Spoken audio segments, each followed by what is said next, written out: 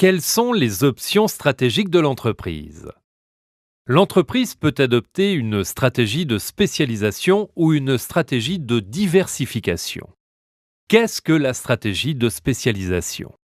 Elle consiste à exploiter un seul domaine d'activité stratégique en s'appuyant sur des compétences spécifiques. Quels sont les avantages de cette stratégie? Elle permet de renforcer la position de l'entreprise sur un marché et procure une image de spécialiste grâce à des compétences sources d'avantages concurrentiels.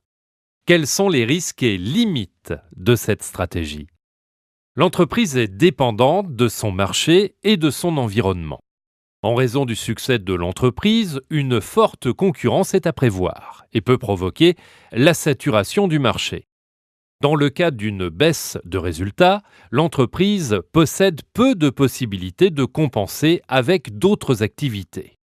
Qu'est-ce que la stratégie de diversification?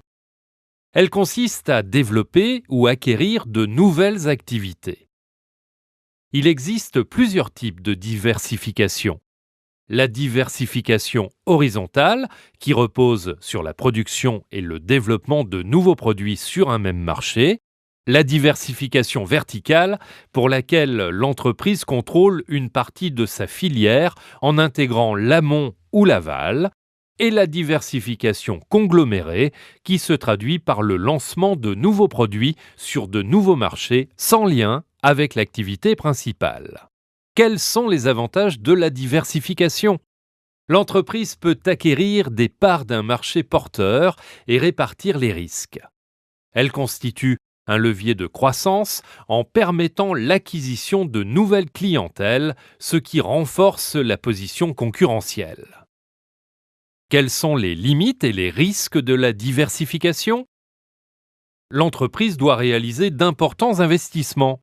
Elle est dans l'obligation de s'adapter au niveau humain, organisationnel, financier et technologique. Elle doit aussi veiller à trouver un positionnement en adéquation avec son image afin d'éviter un risque de dispersion.